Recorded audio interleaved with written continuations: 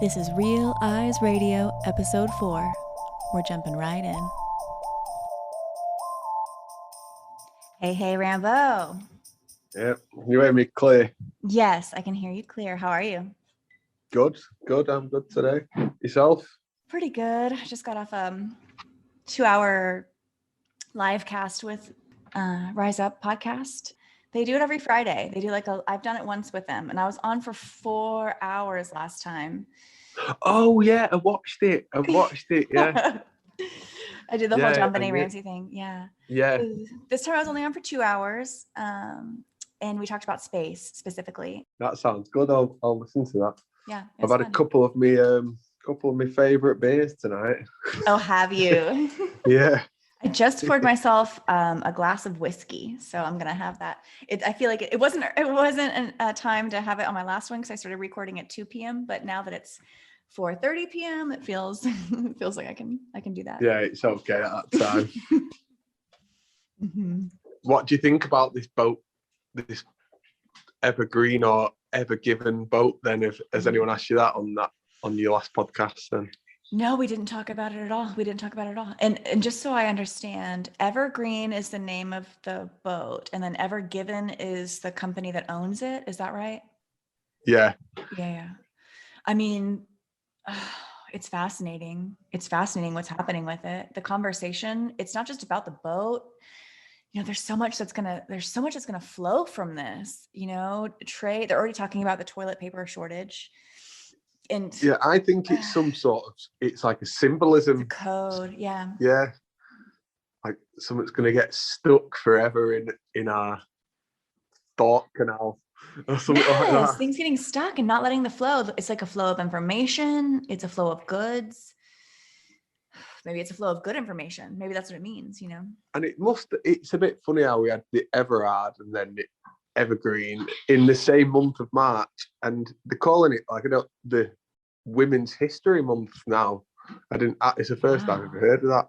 Over here, it's called Women's History Month, the 1st of March, the 31st of March. Wow. Oh, here comes. How you guys doing? Murph. Good, you? How are you? Great. All good. Great. We made it. We were just me and Rambo were just talking about the boat, about the Evergreen stuck in the canal. You know what? Like beyond looking at one picture, I don't know anything about it at all because it seems so surreal. Mm-hmm. I mean, it's beyond. The ships, one of them was called Baraka. It was called Baraka. Yeah, Baraka. And wasn't the captain of the boat called Osama as well? I think so. I seen the Brother Berg write it was about Osama. But also what I seen is, did you see that GIF? The GIF that was already on Twitter of the Evergreen stuck. Oh, in a hallway or something? Yeah. Yeah, I saw that. Yeah. I'm thinking, was that there before? Because I've kind of got this feeling that it was there before. I'm sure I've seen somebody post it a week ago or so. Yeah, it looks very similar to the Bernie Sanders meme. Remember that one? Yeah, it's strange, isn't it? All the information is coming from one place, you know. But what I was saying to Human Vibration then as well is, you've got that Sarah Everard in March, and then you've got the Evergreen and Ever Given boat. Yeah, it's like there's something there, I feel.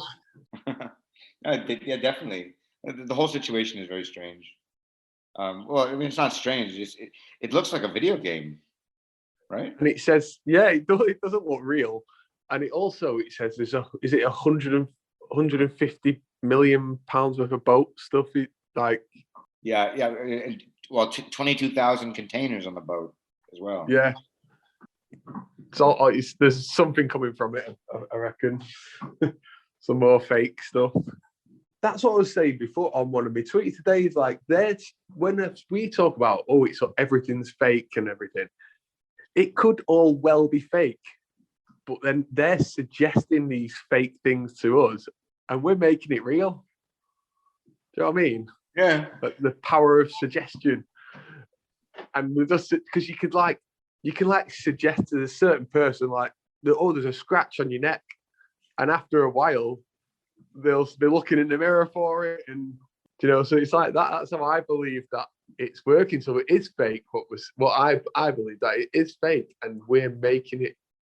Like with coronavirus, for instance, it's only because we believe what we're being told.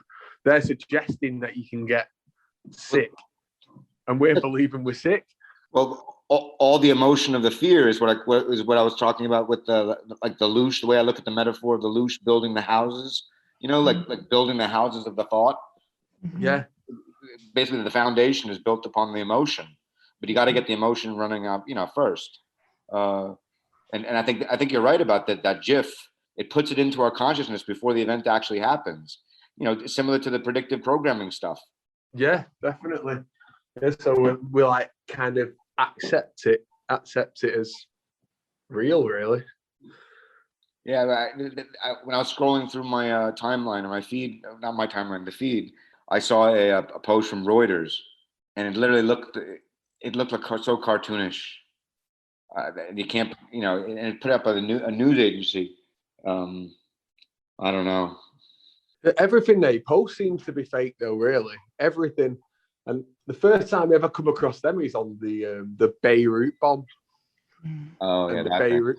That's the first time I ever come across them, and that was when everything I see from them now is CGI. Really reminds me of Zuma Press. Same concept, major player in all the trauma porn, all the imagery that comes out, any new big thing, missile strike or terrorist attack or coronavirus, whatever comes out, it seems to have a stamp on it from Zuma Press. I got really familiar with them with the John Benet Ramsey case. Yeah. And then Rambo, you were talking about Reuters. Yeah. Yeah. Jump with the Beirut when when I said that was fake. That was the first time I ever really come across them. Yeah. And from now, that all I see is fake posted by them, and they delete some of them as well. Really? Oh, yeah. And they have a yellow and gray logo, don't they? Right now. Yeah, and I think is that one the Russian affiliated media? I can't remember. And it says on the bottom Russian affiliated media. I don't know, but they're kind of like an AP, like an Associated Press. When you see something on Reuters, it's supposed to mean that it's been vetted. It's the official source. Just like when we say AP Newswires, there's no local news anymore. Everything picks up these news wires, and the newswire owner operators are the AP News, Reuters is one of them. Reuters does AP News does photos too. Do you believe in any journalist? I don't believe in any journalist. That's a great question. I think there are some real journalists that are positioned not to really write real story. Nobody cares. Nobody at the top really cares what these people write. They're just there to do a job that's been created to make it look like these jobs are important. The real stories that matter, I believe, the real stories that turn the page of society, I think that those are all manufactured, probably by fake journalists, by fabricated identities. When I say a fake journalist, I mean not someone who's pretending to be a journalist, like pretend he got a journalist degree and is masquerading as a journalist, but like more of an identity that's been created that has a name and that is putting out these authoritative articles and is now positioned as an authority on certain subjects. But behind that is not a Andy Ngo. Oh, the Andy NGO, yes. And he's got a cartoon as his avatar now, and it's purple. And everything he puts out to me is very suspiciously CGI. And he's got many, he's got probably the most followers of anybody in his realm, this like non-journalistic journalist, kind of alternate journalist. He's really popular, but everything that he shares seems to have the signature of looshiness, very, very energetically traumatic, and also purple. A lot of purples and stuff that he shares. He's on my list. You know who showed up in one of his videos? Who? The guy Zach, the gematria guy. Oh yeah, I've seen it. Yeah, and he's well in the crew. Yeah, you know how all these teenagers on Twitter who think that like the Jesuits are behind everything. Yeah, I don't really get that, but yeah, it's deep. It goes deep. Yeah. And basically, this guy Zach has this gematria news thing where he has like 100,000 subscribers or something. Wow. He's just been deleted by design, I feel, but it's just been deleted from YouTube. Yeah, but he had like nearly 100,000 or something. And what was his thing? What was his main thing? He said he got like maced or something like that on an Andy and Go video. Zachary Hubbard he's called. Yes.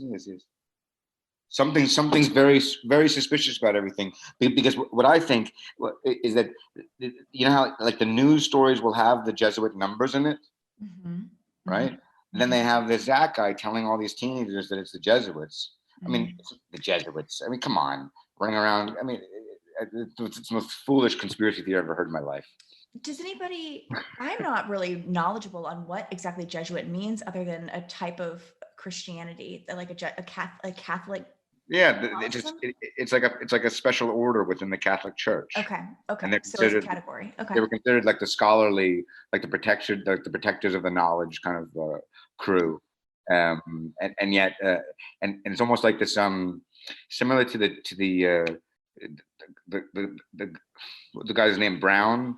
Da Vinci Code. Are we going Tom Hanks? Da Vinci Code. Yeah. Michael Brown. Dan Brown. Dan Brown. Okay, Dan Brown. Somewhat close. And his thing with the Opus Dei, kind of very similar to the Opus Dei conspiracy theory, but instead of Opus Dei, it's Jesuits. Interesting. And very secretive. All these teenagers literally think that like the Super Bowl was like orchestrated by the Jesuits. Very crazy. Well, it does point, if someone was filling your mind with the Jesuit discussion, the symbols, the whole Jesuit order stuff, just like the Da Vinci Code was full of symbols. So if someone's feeding your mind with that, and then you watch the Super Bowl, which is extraordinarily designed in a way to appear, it's full of the symbols. It's full of all these hidden, not so subtly hidden messages. I'm not surprised. I'm not surprised that these kids are getting swept down that narrative path, because they're seeing it on the Super Bowl. You're getting this esoteric knowledge from your Zachary gematria, your Jesuit preachers. And I've watched him for quite a while, really. Like I went through a stage where I was watching his channel, and he does get a few. He kind of does get some scores right, for instance, or where it kind of makes you. He makes sense. He's a David Icke character. Yeah, definitely is what you would call like people just throw the word shill around, but yeah, I'd say he was a shill. What do you guys think about David Icke? I'm so glad you brought that up, Murph. What do you think about David Icke? I get asked that a lot.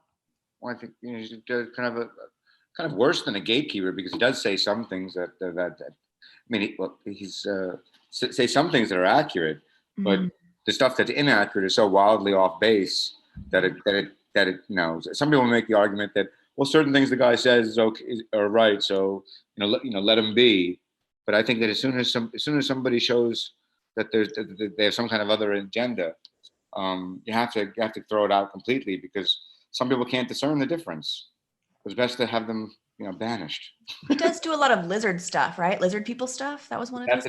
That's his shtick. That's his shtick. Okay. I mean, kind of the guy he'll do like a 2-hour speech, and 110 minutes of it are great, and the last 10 minutes just goes off into wildness. Yeah, it's like he has to shit on his work to make himself look crazy, really. Like, so he's giving out. I feel like he is giving out bits and then making it sound just ridiculous at the same time, So like it can never be really taken seriously. Yeah. Kind of reminds me of the Q community in a way, parts of it, as separate as I feel now, as distant as I feel from the Q stuff, I can still look at it and see things through the human vibration lens that speak to me very deeply and feel very truthful. Now, it's not at all coupled with a lot of everything else, the very tangled web of everything else that exists in the Q community. But this idea of embedding a tiny bit of truth within a whole world of bullshit, kind of the needle in a haystack scenario, I think there's something there. I think, yeah, David Icke, he could, like you said, 110 minutes, Murph. You said that he's right on. You're nodding your head. You feel like you're connecting with that, and then he has to shit on it for some reason. Yeah, and he makes you he wants you to fear the government. I feel like that's part of his role as well. Yeah. To fear the government. And he was talking about all this vaccine passport and everything way back, you know. Yeah.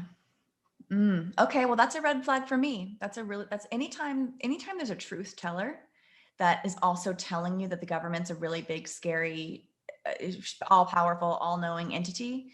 It makes me take a step back, because I have a personal belief that everything that we're told about the government is really just designed to make us think that it's a much more powerful, it's a projection of strength and a projection of power and a projection of all these things and capability, when in reality, everything's running through this corporate level and kind of like local municipal level. Like the federal government that we're taught and told of I don't really know if it is nearly as robust, or if it's just designed to appear that way through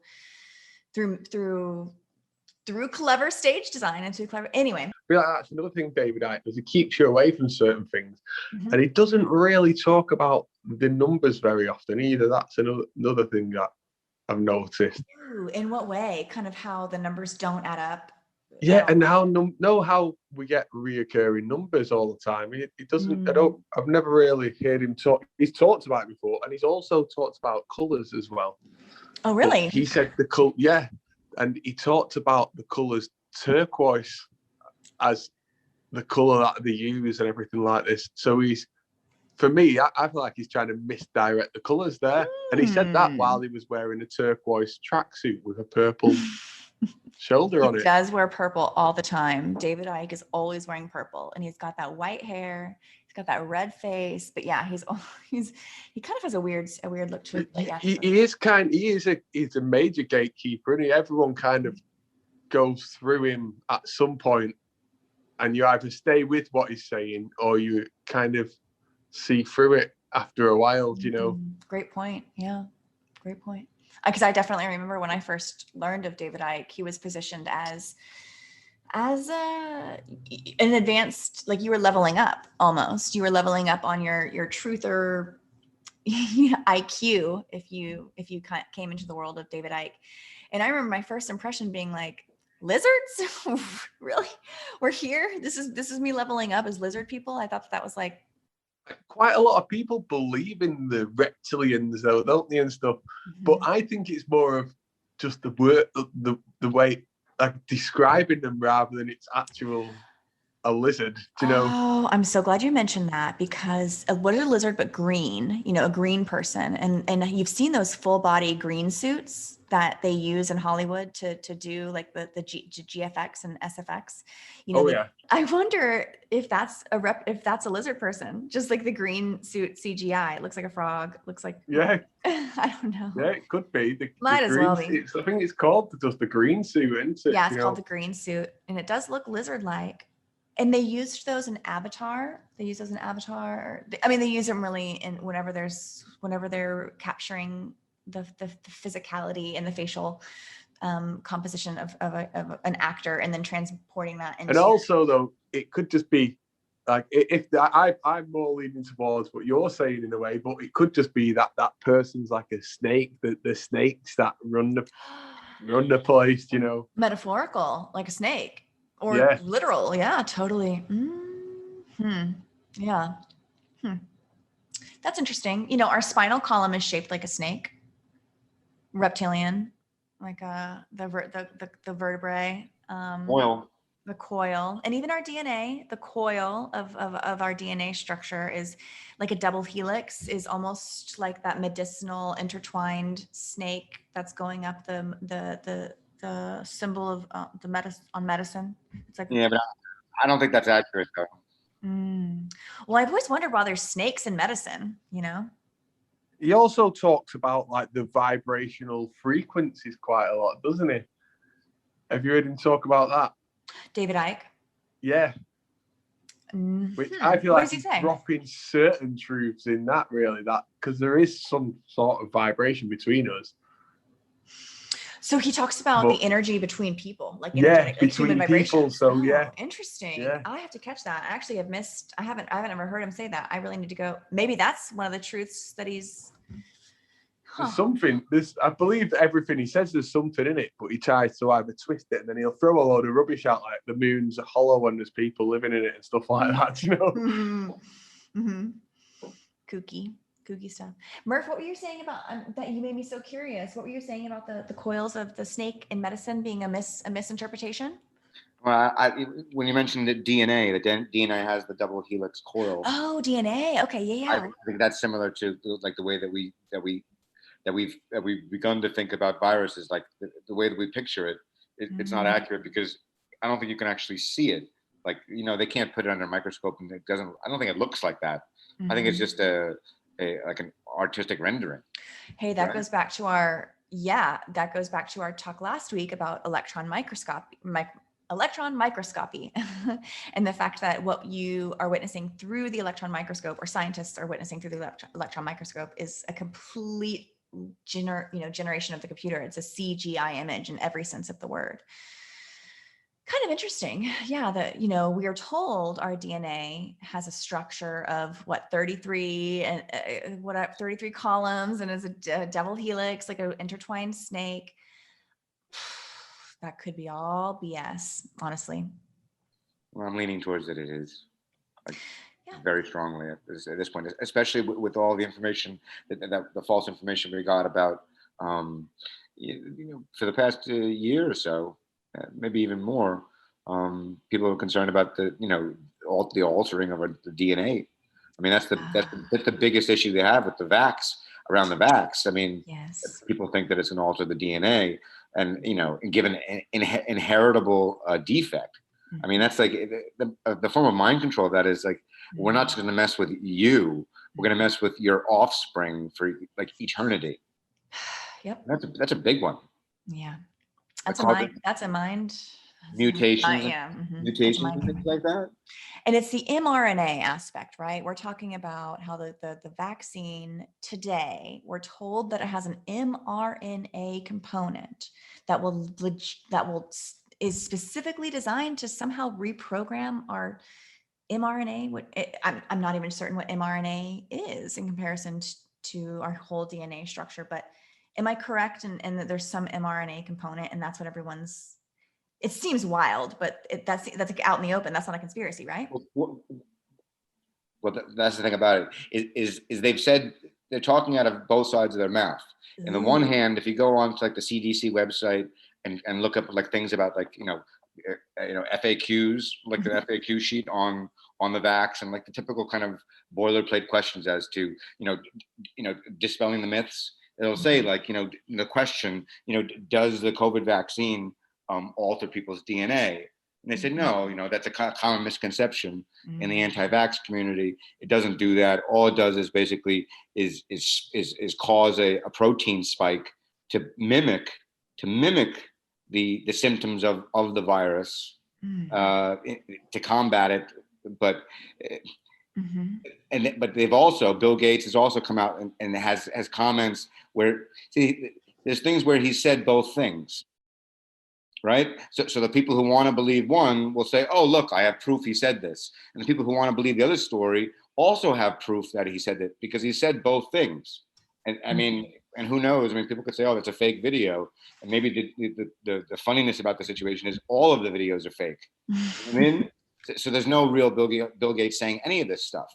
So like a classic kind of thing, I call it the, like a bluff kind of situation, where they'll put out the information and then backtrack and say that it never happened, and then call the people who believe in it conspiracy theorists, which then makes the conspiracy theorists believe that he's correct because he does have proof that what he's believing is true, and then he has people in authority saying that they never said it, causing the cognitive dissonance, and he can't realize that the whole thing is a joke instead of the one particular slice of it. I feel that. Yep. It's a long con. It's a long game. It's a long psychological game. It happens over a lifetime. It's a Fabergé egg. Ooh, Right? it's extraordinarily ornamental and extraordinarily fragile, but it's so shiny and pretty that it holds our fascination. But if we were to just tap on it, we could see how easily it falls apart. Is that what you mean? Well, I guess so. It's just, just very complex and, expensive.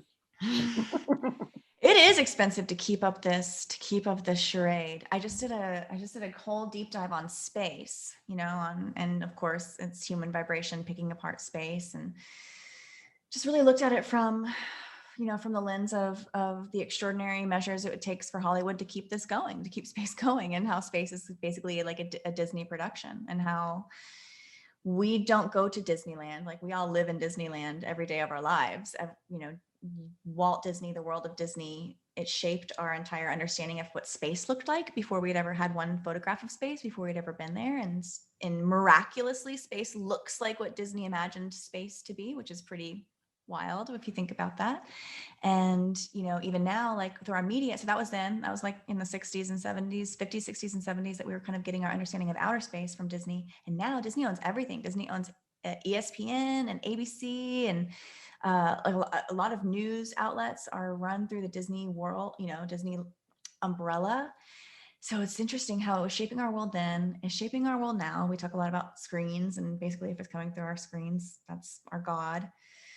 Disney, yeah, this is a Disneyland, and that's a lot of money. You think about like the production element.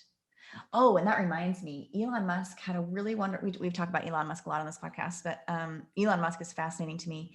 And he talked a lot about how the production is the most difficult part of space travel. And, we kind of hit on this before, the theatrical element of it, but there's so much truth to that, because he could be talking about the manufacturing, making the rockets and producing these incredible machines, but he could also be talking about the video production, the soundstage, the lighting, the production, the visual production of it all is the most difficult and costly part of space travel, is making it look like we went to space. Who knows? I think that's what he meant, actually. I think when I hear it and he repeats it, he kind of like, it's like, okay, Elon, we get it. You're producing your stuff. It's like one of those things that like a lot of things, that if you say the truth, people don't even believe it anymore. Yeah. Oh, and yeah, he also said that whole thing about how it looks so fake, it has to be real, or it's real because it looks so fake. Yeah. Like, okay, Elon, okay. So, like, when you go out and look into the sky, what do you see? Do you see space, or what do you see? Or do you see a top? Like day or a night? Top? Day or night? At night time, when you look out at the stars, do you see space, or do you see it as like a top, like a lid? Looks like a planetarium to me. It looks indistinguishable from like a dome style planetarium. No, I'm not saying that I know that it's a dome, but it sure looks like some sort of dome. Well. Looks like the walls are coming down just perfectly around the center. It's like every person in the 0.0 has their own perspective of like where the dome comes down perfectly for where we are standing. And at any moment, we never get closer or farther from the curve of the perfectly sloping dome around us, the sky. It's kind of interesting. The perspective of each viewer is interesting. But it does look like, when you talk about the night sky, there's a really interesting thing about how Polaris always stays in the same spot, the star Polaris. And then if you do a time-lapse photography, all of the other stars rotate around it, which it seems like we're fixed, and we have another fixed thing of Polaris star, is what it looks like to me in the night sky. What do you think? What do you guys think? Have you ever seen the Crater Earth guy on YouTube? Mm-mm. And he believes like we're just in a crater of a big Earth, much bigger than we think it is, and that is why it seems flat. The Earth seems flat. That's why there's an argument. We're seeing a reflection of the Earth. He believes the moon is a reflection of the crater that we're in. I have seen that. I have seen this. I can't quite wrap my head around the mechanics of it, but to be honest, I don't think that anything is less or more crazy than what we're told in school.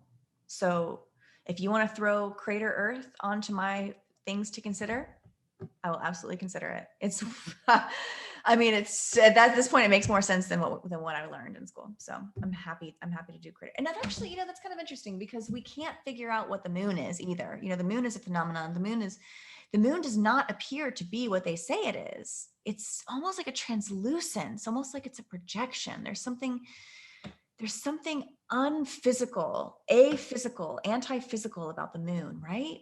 Like the properties of it when you look up at it. And it looks like it has its own light. It looks like doesn't look like it's reflecting the sun's light. It looks like it's a cooler, different, it looks almost like self-illuminated. Yeah, I agree. It has its own, it produces its own light. Mm-hmm. Mm-hmm. I have seen some studies on how the moonlight is colder than shadow in the nighttime. And so if you are stuck camping or something, instead of being under the moon in the middle of a forest or something, you should find a tree to sleep under and be in the shade, because moonlight is actually colder than shade, which I find fascinating, because if the moon is reflecting sunlight, you would think that it would be the opposite. You'd think that there would be some sort of residual heat coming off the reflection of the moon. But to me, that the fact that it actually makes it colder than shadow makes me believe that there's some sort of unique temperature signature to the moonlight. So that's a head scratcher. I like those things. One of those things that makes me want to do an experiment on my own instead of believe just the YouTube videos that I've watched on the subject. We should all be on the hook for that, though, honestly. I went through my flat Earth phase with all going crazy watching all the Eric Dubé videos. Oh yeah, oh yeah, they're very well done. Very well done, and it's interesting to because now I don't know. It's been a while since I looked at any of the flat Earth stuff, but there was a period where such a fascinating subject. You couldn't stop Absolutely. thinking about it. Absolutely. Great rabbit hole, though. Yeah, it's a great rabbit hole. I've got people that are close to me that seem to be truthers, but they're very stuck on the flat Earth stuff.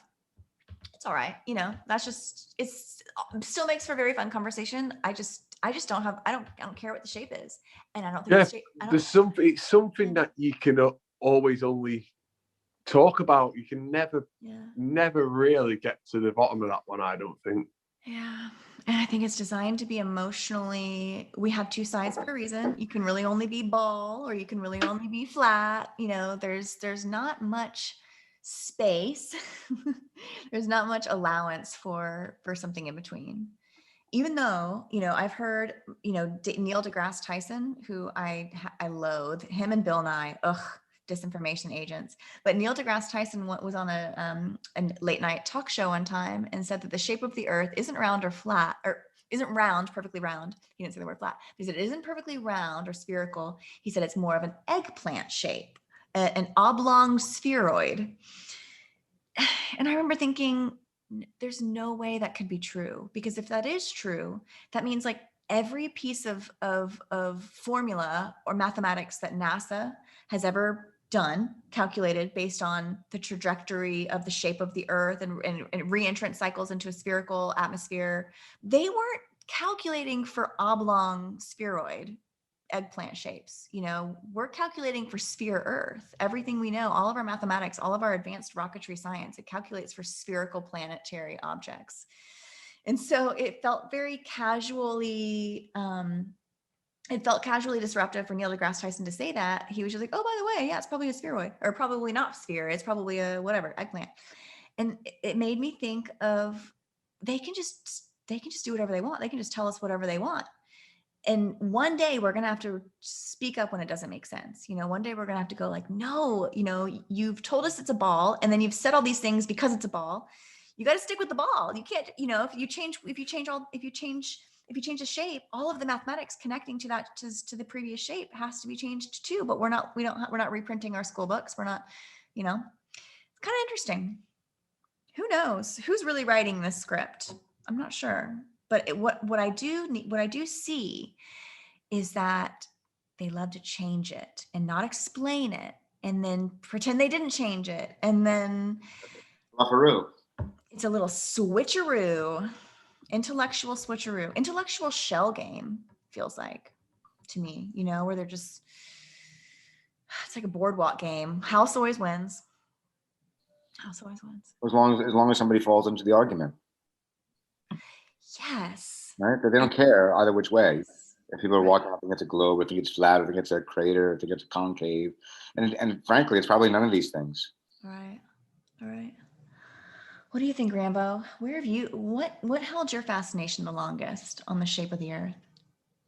I'm kind of like in the middle. I don't want to commit to either side kind of thing because I don't know. And it's something that we could never know. So I've never said, oh, I'm a flat earther. Or I've never said, I just feel like I know it's not a globe. Yeah.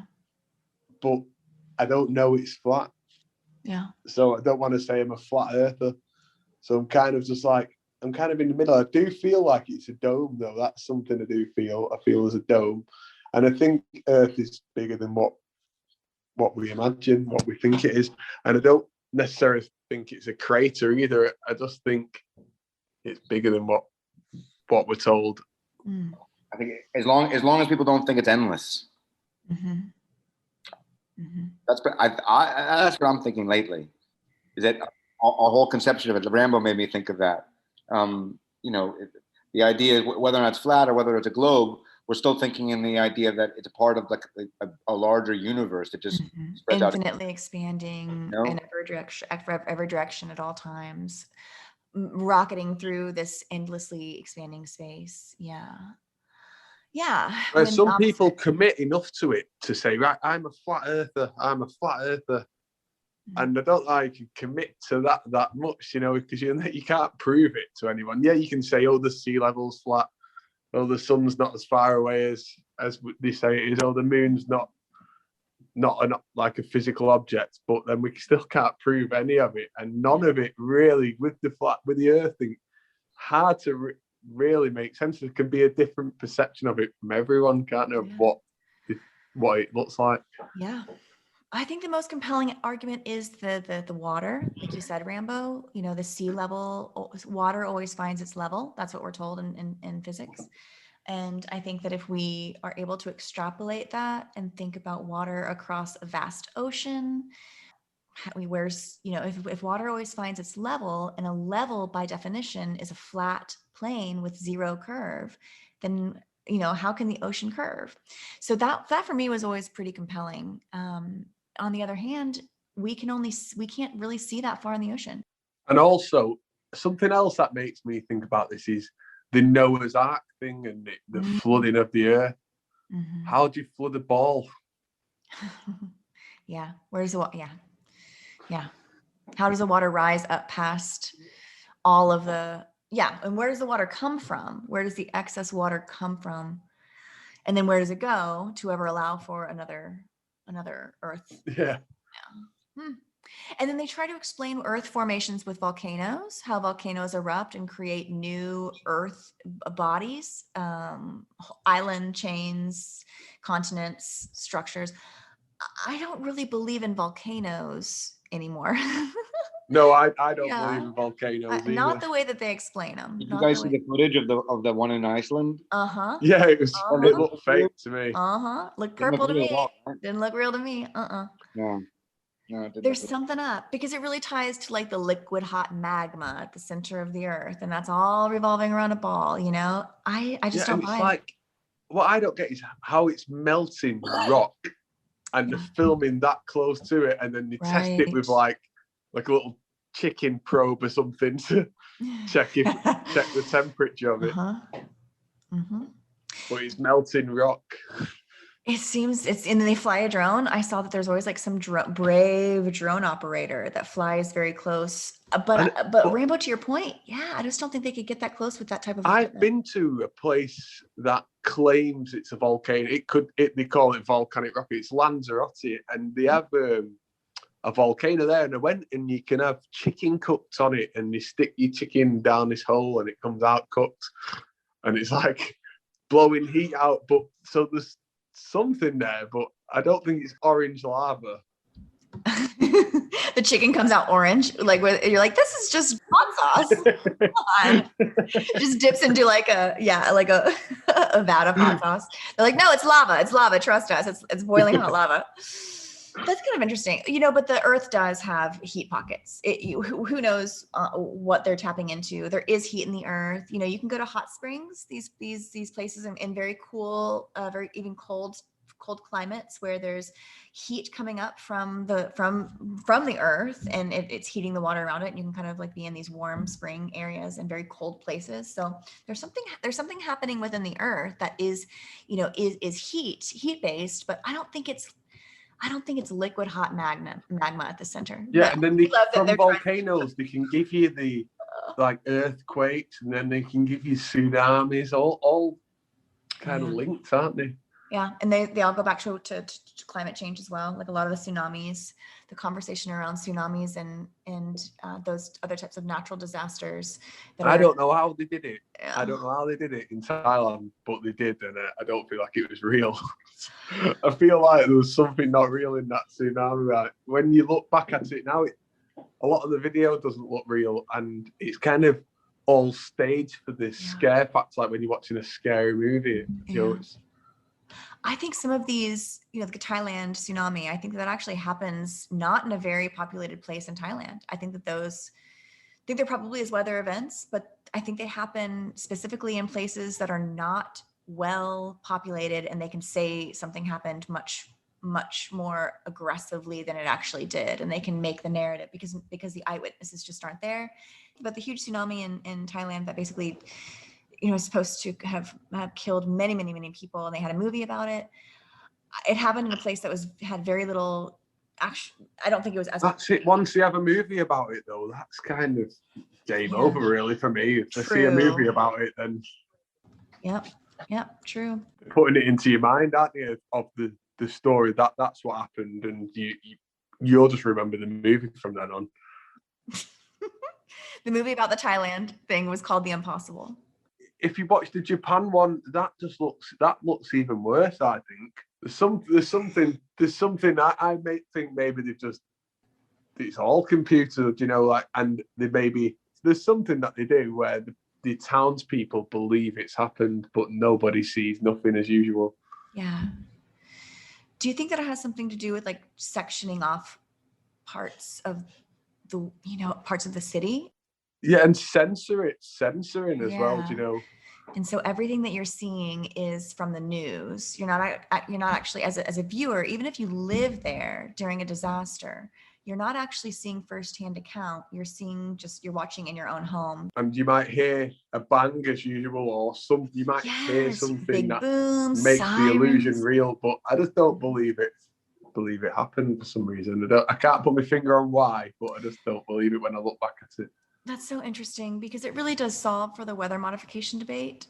I wonder, weather modification sounds very scary. Are they modifying the weather? And maybe they are. I don't want to throw out that entire concept because maybe they are. I think weather is energy. And I think that maybe if you can manipulate the energy, you can manipulate the weather. But also, I think that there's some deception going on. You can manipulate the weather. You can manipulate everybody's mood. Oh my gosh. Yes. If you can manipulate the weather, you can manipulate the behavior of the public. Absolutely. And the moods. So do you believe that they can? I kind of 60-40 that they can do it. Like, I'm kind of talking myself into it. Yeah, I believe it's done by NASA. Like these space agencies, that's where I believe it's being done by, if they are to be doing it. Yeah, they're not doing space stuff, that's for sure. Yeah, something that I noticed just this year, really, is every time they showed us some sort of launch, it would snow. Just randomly, like we had a lot of snow here this year. Interesting. And it's just randomly snowing the next day after a launch. And I watched it happen like 3 or 4 times, and I was like, I don't believe in coincidences. But it's just something that I was taking. Every time there's some sort of launch, whether it be NASA, SpaceX, there's always like a drastic change in the weather. Yeah, maybe human energy, because we all get wrapped up in these events. It wouldn't shock me to learn that shared human energy can affect the weather. that we could invite, whether, just like a rain dance, like a metaphorical proverbial rain dance, where you did a certain set of actions and you rustled up just enough energy within yourself and vibration within the ground to make something happen in the sky. I wonder if some of these events that we watch, I wonder if these are rain dances in a way. Like it riles us up as humans. It gets us into a certain energy state, and weather happens. I don't know. Could be. Do you believe it, Murph? Weather- Weather manipulation? No, I don't think so. I did for a little bit when I was into the Judy Wood story for the 9/11. Oh, yes. That was part of it, actually. It was one of the, actually someone was tweeting just yesterday about the Hurricane Erin. Like there's kind of a confusion, and people think it's kind of a Mandela effect as to whether or not there was a hurricane, back on September 11th. And there were different news reports that basically they say that that everything was fine, and there was just a storm off on the Atlantic coast. But part of the Judy Wood story was how quickly the dust left the towers. Right? Is that the big question? Is where did it go? Where the towers go? And the video was manipulated to make it look like the dust was being basically literally sucked away from the rest of the city. And the story with the conspiracy theory is that they were doing weather manipulation to basically suck all the dust out over the ocean, and they called it a hurricane, and as part of the whole setting off nuclear weapons. So the thought is that they coincided, they purposefully rustled up this hurricane activity weather to coincide with 9/11 for the explicit purpose of taking away this dust cloud that they knew would be. Ooh, and talk about well-timed. Yeah, damn. If you watch the videos that Judy Wood shows during her lecture, it wasn't a lecture. It's like it was kind of very similar, the same exact energy as the Klaus Schwab speech. Fear, yeah, got it. When they gave a speech at like a fake university. Yes. With fake everything and whatever. Fake vision, always a purple black background. Yeah, always. I don't know how you could believe that for very long, but similar to that, during her lectures, it would show videos that, it makes somebody really believe. It's believable when you've spent a long time looking at all the crazy theories. When you find Judy Wood, it does seem somewhat plausible, and the videos are tailor-made to fall into it. We have talked about how well designed this whole trap is. Kudos to the designers, because it is sticky and it is good and it is deep. Yeah, it's hard to get out. The videos and like the typical conspiracy theory video music.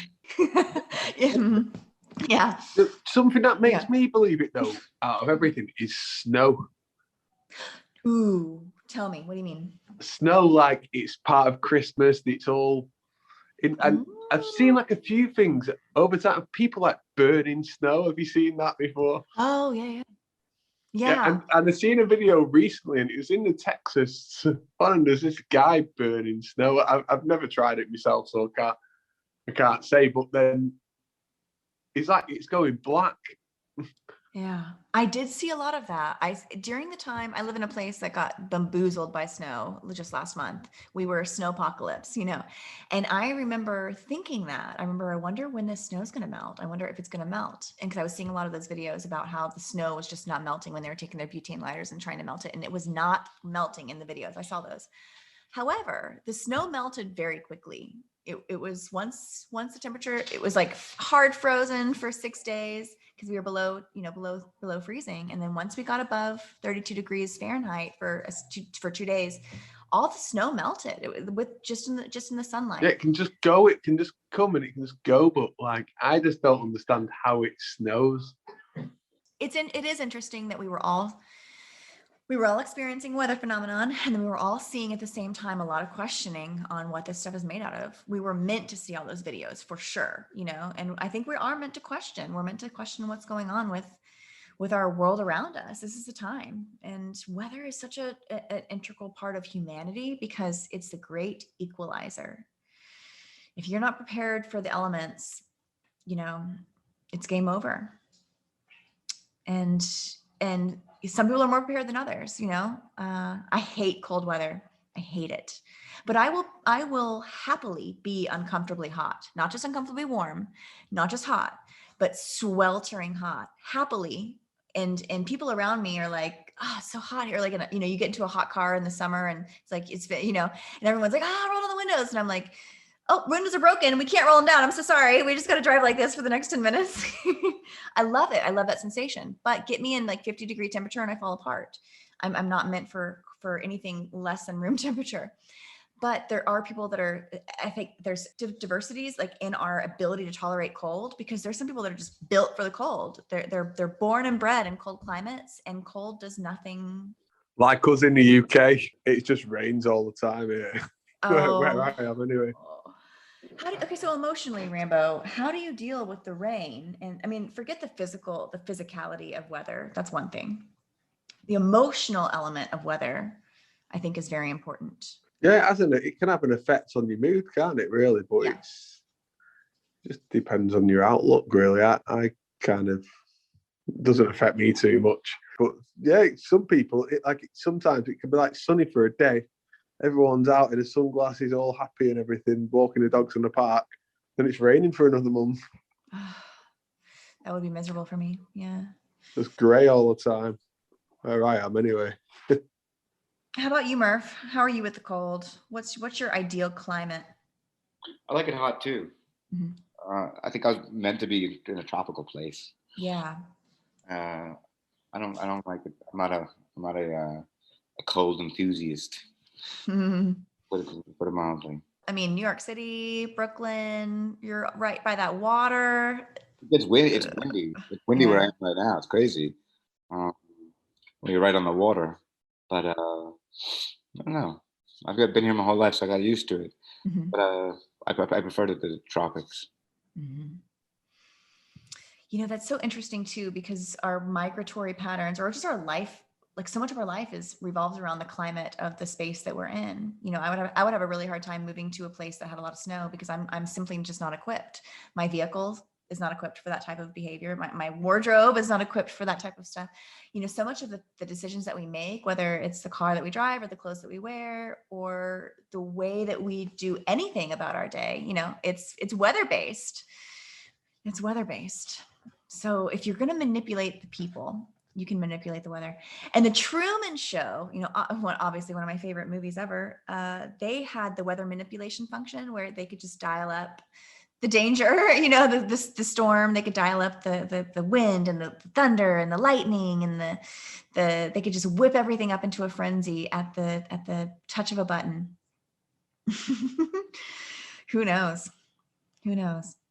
That would be wild if they could. That's a whole other conversation about what's going on here. If a lot of these weather things that are truly uncomfortable and truly do cause discomfort. My power was out for almost a full week, no power, no water, and freezing temperatures. That can get very dangerous. I'm lucky, but it can get very dangerous this is real stuff, real effects. We talk about fake stuff all the time, but this weather stuff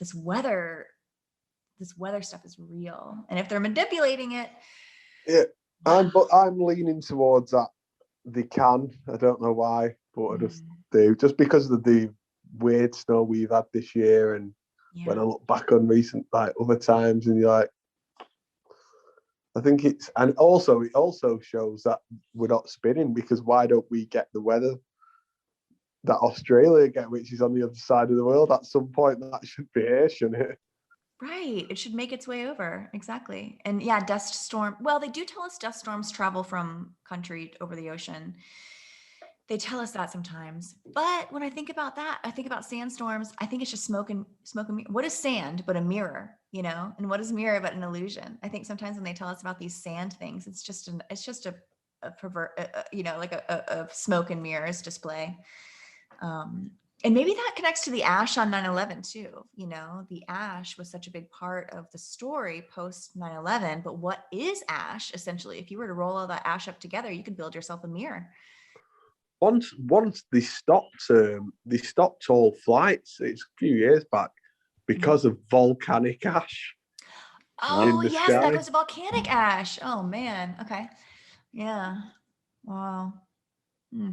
Oh, and that goes to, there's whole civilizations. There's entire civilizations that have been taken down by volcanic ash. Pompeii, right? Where the, oh gosh, when you learn in school, you see those images of the people running away Terrifying. and they're frozen and Terrifying. I was oh, terrified when I was a kid. Terrified by that stuff. can't get that out of my head. I can't get that out of my head. And it's like a mother and child, and they're running away, and they're frozen in the ash. They were just like, oh my god, yeah. That's Lucy. That's Lucy. That's very Lucy, and that's something that we all learn in school, and it's like Made to stay in your mind forever. I think. Yes, for sure. Made to be imprinted. One of those imprinting things in your mind. And we kind of talked about space a little bit earlier, but space is something we also learn in elementary school, and space has a lot of Lucy aspects to it. All of like the Challenger and the Columbia, they both, blew up and both of them killed all the inhabitants, all the souls on board. They happened, decades apart, but it's like kids gathered together in assemblies to watch that stuff. And then those blew up, and I think they blow up on purpose, by design. I personally don't think that the loss of life is what they Nobody's tell us. on them. I don't think there's anybody on. Yes. Okay. Yeah. I don't. Yeah. Exactly. I don't think there's anybody on those things, but I think that they're meant to scare the living daylights out of us. I think like 9/11. Like I've done a tweet on it the other day. Like if you're over a certain age, you will know exactly where you were and what you were doing when that come on the news. And it's like that's kind of again. It's like a mental like thing they've left in your mind, a scar, if anything. That it takes you back to that exact moment. Whenever I think of it, I can remember exactly where I was and what I was doing. An open wound after all these years, it's still an even though I know it's fake, Joe. Even though I know it's not what they told us. Yeah, it's still there exactly as I picture it. The plane crashing into the towers. That reminds it's interesting about an open wound. No matter what color your skin, the color of an open wound is always pink, and the color of a bruise is always purple. These pinks and purples, these colors of illusions, they represent something even deeper. Like whenever I think that I've hit the bottom of what purple represents, or pink, I'm always shockingly surprised. These things really do imprint on us. They traumatize us. They are wounds. They may not be physical wounds on our body necessarily, because I can look at it now and think, right, that was CGI planes, and I feel like that's where I'm at with it, that it was all CGI and what we seen on the screen was fake, but I can still feel it inside from when at the age I was when it happened. It's like I can still picture it exactly how I see it. So it's in a way it's like a mental. I think it's like a psychological scar. Like imprinted in you that you can flash back to that moment every time. Yeah, it's like a tattoo. It's like a tattoo on our brain. Forever there. Yeah. And you're right. No matter how, if you're in a certain age category, if you're old enough to remember, it's not just you'll remember that day, but you'll remember where you were when you learned, which I think is really significant too. It's because there's not so many events that do that. So 9/11 is definitely one of them, one of them that we don't just remember the event itself or the age we were when it happened, but we actually can like picture ourselves sitting in our little school desks or, going on the train to go to work that day or feeding your kids breakfast or whatever. You really can go back there. And it shows that our memory has a very, very significant tether to emotional. Princess Diana, that's another one. That's another one that stays with everybody. Yes. Yeah. I remember. And what's funny about Diana, the last CCTV footage of her she's described as wearing a cream dress, but when it shows the footage, it's purple. It's like a purple jacket. Yeah, she's wearing a purple jacket. Full purple jacket, yeah. Mm-hmm. But the commentator on what I've seen it on describes it as cream. And she's last seen on a black and white checkerboard floor as well. Yes, in the elevator. What do you think she was? What do you think she was? Do you think she was an actor? I think she was just part of the illusion of the royal family. Yeah, I think she was an actress. I think Princess Diana was an actress that had a fabricated face. The whole thing, her deep blue eyes, her impeccable facial structure that was kind of unlike. She kind of looked like a man. She kind of had almost a masculine. She was very beautiful, but had almost a masculine look to her. I think that she was a manipulated identity, and I don't think that there was a real Diana, Princess of Wales, or a real Diana Spencer. I think that her entire life was a fabrication, and that she was played by actress or series of actresses. And I think that the whole paparazzi narrative was designed to keep the public away, to have the public not be around her, or like to have nobody ever really be able to see the Diana, including actual paparazzi or actual people. All paparazzi is planned anyway, in my opinion. Yeah, totally. That's like TMZ. Yes. But the paparazzi's job is to make these people real. The more stories they write, the more real they become, you know? Yeah. Yeah. And the more they appear in our eye, the more they appear to be in our eye when they're not in our eye. They're through a lens, they're through a screen. We're not holding these people in our true gaze. They're taking up they're filling up our consciousness, and they're in our mind's eye, truly, for sure. But we're not holding them in our eye. We're holding them through the projection of the media. It's fascinating. And she was probably one of my, other than JonBenet, she was probably one of my enigmas that I really wanted to find out what her death meant. And I really wanted to get to the bottom of it, because I believed that there was a deep nefarious story, and that she might have been pregnant when she was killed, and, all these things. And of course she was killed by the Queen, and because, she could have been pregnant with a Muslim, with a Dowdy Al-Fayed's baby.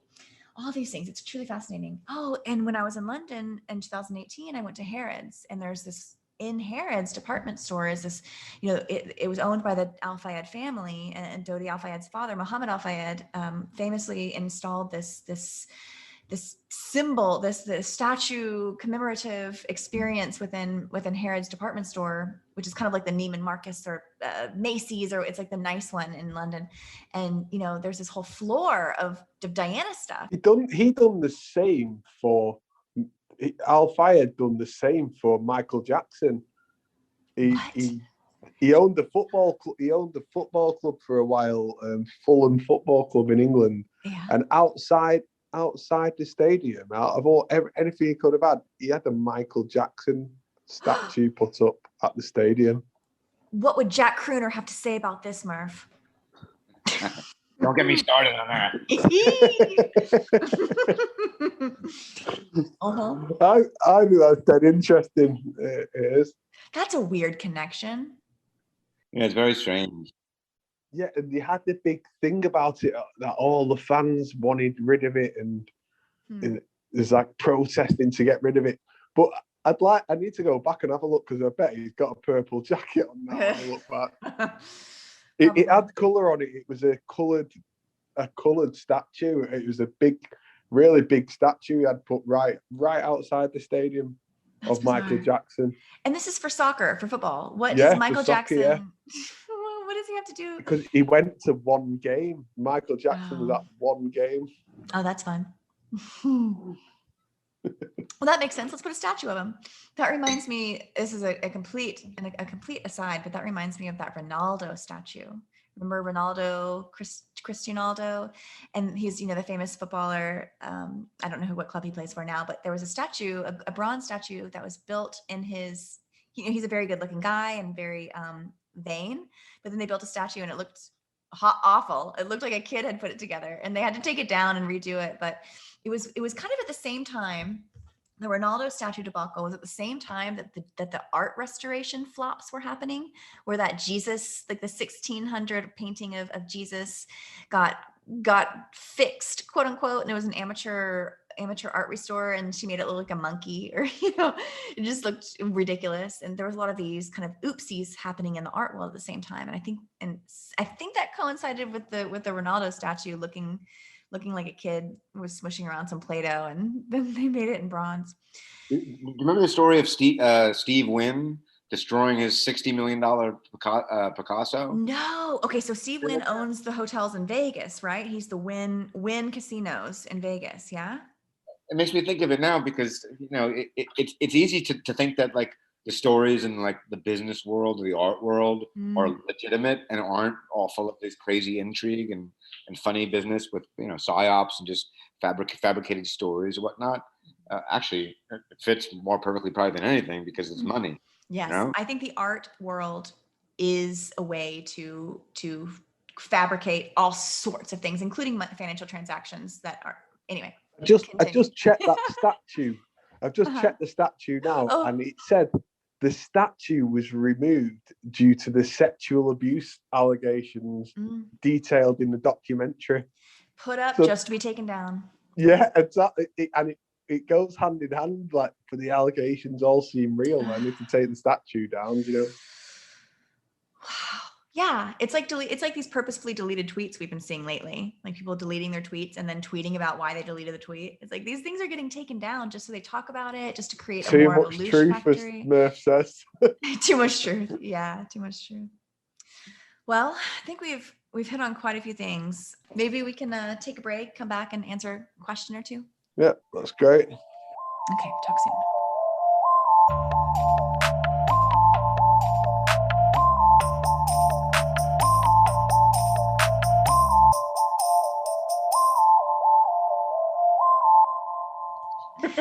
Yeah, the secret sauce to the show, little known fact, is sauce, is secret sauce. Rambo is drinking his favorite Tyskie beer, lager. Would you say it's what kind of lager? Polish lager. Polish lager. Yeah. And I'm drinking whiskey. A whiskey. You guys make me feel like a teenager. Are you having a Coca-Cola? Are you drinking you are, of course you're drinking your Coca-Cola. Well, I can't really drink alcohol anymore. I only drink it when I'm recording podcasts, it seems. You did a lot today. I know, which I'm doing it more and more. I'm turning into an alcoholic. Now and again, like again on the weekend, I think, why not? Yeah. On our little break there, I was thinking of what's fake, and this is off subject, but death row. What do you think, real or fake? It's only been recently that I have completely questioned the idea of death row and the idea of executed prisoners and the electric chair. It's very loosey. And we teach our kids about death row early. And death row. And there's lots of TV programs on it. TV, and these people who have been in prison from 15 years old and they're on death row and they're now 50 and stuff like that. Something doesn't seem right with me. I question some of the perpetrators too. As much as I question death row, do they really kill people? Does the government really put people to death? That's a big question. That's a huge question. It's coupled with that question, and something that I also like to kick around is, do these serial killers or perpetrators of these heinous crimes, do they really exist? With me, it sells that their murder story as something to aspire, like another murderer story to aspire to, isn't it? For the copycat murders. Yeah. And that's where I think the bad things do happen. But then on the other side of things, is it like what Murph said, where these people are trying to show us it's a good thing, so they're trying to show us not to do that kind of thing, So they're showing us these people that are going to be put to death because of what they've done. I think we should never see that stuff. I think we should never be introduced to the most horrific things just because it can be done. I don't think we should. I don't think we should learn about it. I don't think little kids should be learning about serial killers that eat people. Yeah, but that's what they do, don't they? They put them thoughts in the mind. So again, it's like, what I said at the beginning. It's the power of suggestion again. Yeah. They're suggesting everything to us just through a screen using fake stories. Wow. So we then bring it to life. You know, that's what I feel it's all about, really. Personally, that's what I believe, that why they give us the screen is so that we just copy it and bring it, everything they show us. They're suggesting everything on the screen, like, oh, look at this, oh, look at that, and then we're copying it just like that. I'm so glad you brought that up, because it goes back to our whole idea of quote unquote everything is fake. No, everything is not fake. Real stuff happens from this fake stuff, you know? Exactly. Yeah, that's it. Yeah. Just like they show us the serial killers. Yeah. And I think that's how the people who are uncomfortable with our theories like try to disparage us with the everything is fake thing, saying that, you know, we're being flippant, and even the repercussions of these actions aren't real, and life is just, you know, it's all just a bunch of, you know, unicorns and fairies and dragons and vibrations and crap like that. You know what I mean? Don't you dare talk about human vibrations not being a real part of this realm. Oh, you know what I'm saying? You have you know, a lot of accounts. I'll allow it. Who speak about the vibration, not the human vibration. You know what I'm talking. No, you're right. Everything that saturates our not, you know, everything that we're told is important. From the time we're born, from our stories of childhood, from our favorite toys, from our favorite stories, to our educational systems, to our life, our work, our families. Everything teaches us something, and it's all pre-designed in a really incredible way. And as we're kind of touching on, a lot of the pre-design has to do with fear and trauma and writing and I think family trauma is real. We do talk about things being fake all the time, and I want to honor real experiences all across the board. Bad shit happens all across the board to everyone throughout their lifetime. And I think when we kind of explain about things being fake, we're talking about something much different. We're talking about something that's not happening on the family level, that's not happening. We're talking about fake media. We're talking about media. Yeah. And the media. Yeah. And movies. Yeah. When you say like, oh, you know, child trafficking, when we talk about Jeffrey Epstein not existing and the child trafficking connecting to Jeffrey Epstein not existing, and you say that to someone that maybe had some sort of like, you know, some sort of trauma when they were younger, they're going to think that you're telling them that categorically none of this exists. And that's a fiery, and you're not meaning that, you're not intending that. And we don't mean that. I feel like we mean is the people we're being told about in the media, they're not real. Nobody knows them. And the stuff that may have happened to other people may have only happened because of what's been shown through the screen to begin with. Yeah. Oh God, it's like a chicken egg. It's like Aurora Boros. It's like an endless cycle. But what comes first? Yeah. Does it come first from the media and that introduces it, or does it come first from us, from our bad family behaviors, and then the media just perpetuates it and makes sure that we never forget it?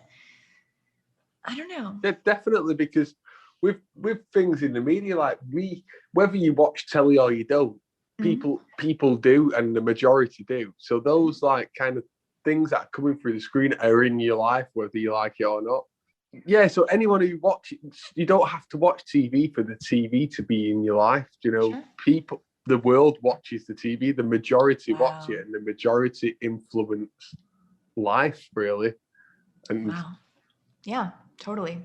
100%. You're right. It influences behavior on every level. But yeah, if we never watched TV, none of us, never had any outside sources other than who we can meet and stuff, what would our thoughts even be? There'd be nothing what they are now. We certainly wouldn't believe in COVID. No, certainly not. If we turned off our TVs, I think it would be spectacular. I think it would be a much different life. And I think we wouldn't be any less connected or any less plugged in or tuned in to each other, attuned, maybe by tuning in to the TV or tuning in to the radio or tuning in to our devices, we're literally are giving our receptive capabilities to this machine instead of each other. Are we tuning into that, or is that tuning into us? Ooh. Ooh. Mm-hmm.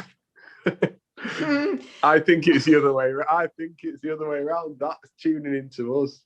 You know they are. You know that that's what it's all about. Well, yeah, everything. It does affect our moods, emotions, our thoughts. Everything. So they're tuned into us. We're not. When we say we're tuning into the TV or tuning into the radio, it's actually the other way around.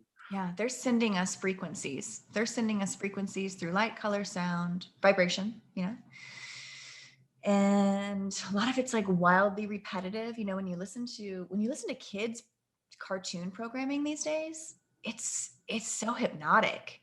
And it's YouTube. A lot of stuff I see now is what kids are watching is YouTube. Mm-hmm. So they put these YouTube actors on, don't they now? Mm-hmm. I feel they're actors and they're kind of working to influence again, and they're not just regular people that we think they are. Some may not even exist. Yes. I'm glad you said that. I think that a lot of the YouTube stars, a lot of the quote unquote influencers, I think that they're unreal, fabricated. They could have like a base actor, like doing stuff, but I think they're just identities to be controlled and rolled in and out. They'll fall off the radar eventually, and we'll never see from them again, or something. Or they'll have a scandal, or they'll overdose, and they'll be exited in some form or fashion, or just forgotten and never mentioned again, as if they didn't exist. Isn't that the whole shtick of that Poppy girl? She's a YouTube personality, and her thing is that she says that she's like a robot. And she says she's not human, and she has a very blonde and almost like a devoid of any color, like white, like translucent skin. She looks like an alien, basically. And her shtick is that she's not human and she's controlled by strange forces, and they direct her every move and everything. It's a very strange, weird. Like there's weird, odd subcultures within the whole YouTube. I bet she has a lot of followers. It sounds fascinating. Yeah. She does music as well. Okay. Triple threat, double threat. Yeah. So I said that she was fake and she's just a character, and of course somebody pops out and they're like, no, she's real. She has. No, she's absolutely real. That's how I know this. Actually, I don't know because I'm into this stuff. That's funny. I like that you're calling people out like on their live streams. You're fake. And then their fans have to be like, no. Yeah, but they call it YouTube like for you, so it's for you, and it's just like home, like amateur recorders, and they're not, and that kind of makes it real again. That you think they're just like anyone can kind of do what they're doing. We think these YouTube videos are authentic. Oh, hey, this goes back to our discussion about America's funniest home videos, right? Where we always just assumed that all the content that we were being shown, all these funny videos and stuff, that we just assumed they were authentic. But now through our new lenses, we can kind of question them and wonder but and also some of them are like Hollywood level actors, in my opinion, like that kind of influence. Always aimed at, a lot of the YouTube is aimed at the kids as well. So it's kind of like, oh, they're not watching movies, but they're watching YouTube. So we've got people on there to do the same. Remember Ripley's Believe It or Not? Yeah. Right? That's like a precursor to this kind of thing, where they actually had the question of believe it or not. Now the or not has been taken out. Believe it. Well, it's just believe it. Is there a question mark? Like, do you believe it still? I mean, are you guys still believing this? I remember growing up with that. What about the Guinness Book of World Gods with like the tallest man and the longest fingernails, and they were curly and curvy, and that is a psyop, a hoax, whatever we want to call it. Nobody has them fingernails today. That's so funny. They do that though. If you let your fingernails grow long enough, they will start curling. But how do these people get dressed and stuff like that? How do they do anything? How do they go to the bathroom? Oh boy. I do wonder if all those things were just to teach us just again show us false images and make us it's just fantasy again to think, oh my God, they can do that. yeah. And really, when you look at it now, I'm just thinking like, there's no way anybody has them nails. It's impossible. It doesn't work. You don't do that. Doesn't make sense. You couldn't live with those nails. That's the one that sticks in my mind. And curling long nails down to the ground. It's they're like ridiculous claw nails. Yeah, for sure. And then the tallest guy was always next to the shortest person. And I was like, how'd you guys get those people on a plane? They just happened to be in the same room at the same time, at the same, like, how'd you guys get those? What are the odds? The newest iteration of this, and I saw it within the past week, actually, there's a tidbit somewhere, and it said that the one man, and he had held the record for both being in the same lifetime. You check this out. He had the record for being for being the shortest person in the world at one point and being the tallest person. Yes. And do you know what? The Guinness World Record is like kind of a book they give you from a kid again. Like they show you that from young. Ridiculous. The tallest person and the smallest person in one lifetime. That's crazy. What are the odds? You'd have to calculate first the odds of being the smallest person, and then you'd have to calculate the odds of being the tallest person, and then you'd have to find some sort of quantifiable way to it seems unimaginable. Do they just is that just another example of how they mess with us? Like how they just I think that before kids are introduced to encyclopedias, they're introduced to the Guinness Book of World Records, right? Oh yeah. The idea that like facts and a grasp on what's going on in the world is going to be found in books, that are given to them by authority figures. So then when people go to encyclopedias or go to Wikipedia, they're going to be much more, less skeptical. Not less skeptical. I mean, not skeptical at all. People aren't skeptical of anything.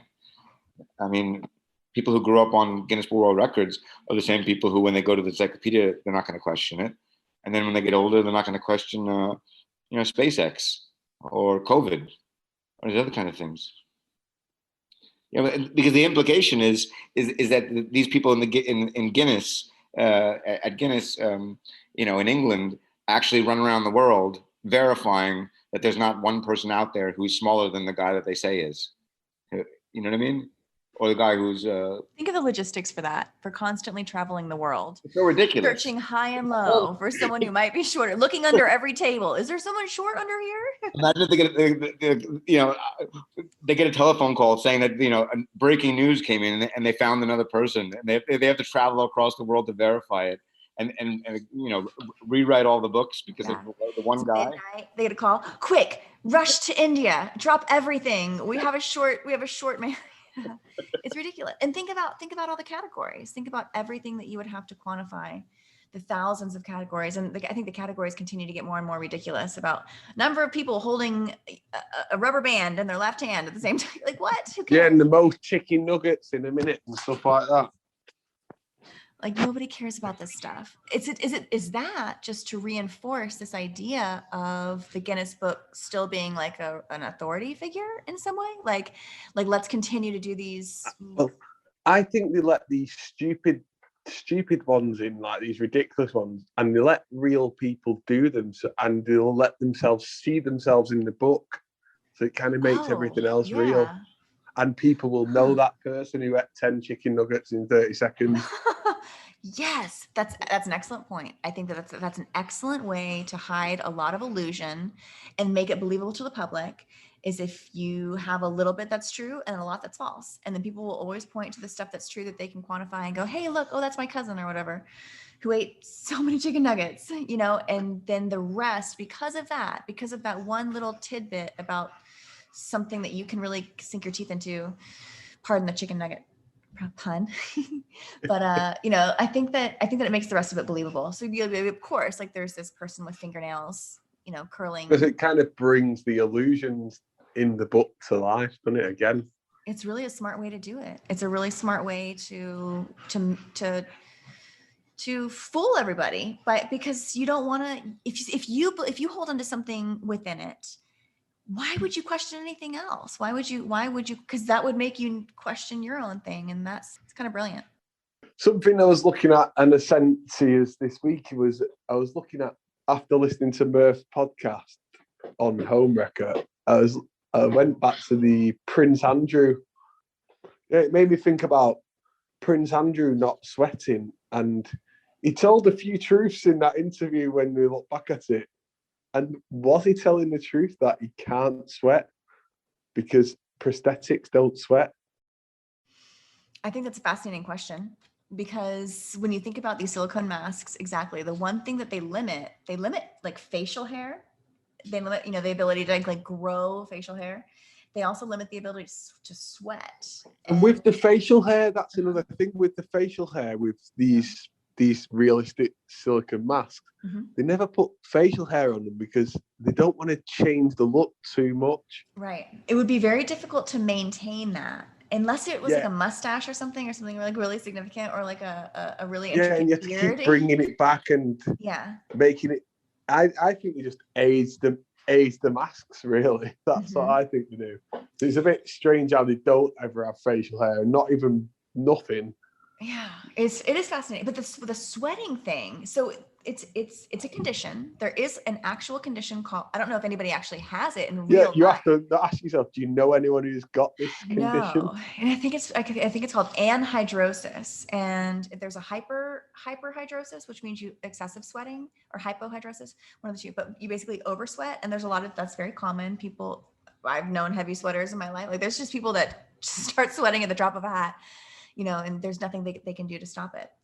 But then I guess I've never met anybody like this, but there's a very small subset of people that do not sweat at all. Like do not have any sort of sweat activity, glandular activity. And the only persons I've ever heard to have this condition and be written about is one, Prince Andrew, who famously said in the interview that it couldn't have been him in that photograph, that sweaty photograph of him licking some young girl's face. He said it couldn't have been him because he doesn't sweat. So the person in the photograph was sweating profusely. He doesn't sweat at all. Couldn't be me. Well, the other person I've heard that doesn't sweat at all is Hillary Clinton. And I've seen articles where they talk about Hillary doesn't sweat, and they have to quantify it. They're like, well, we're not just talking about her being cool under pressure. She legitimately doesn't sweat.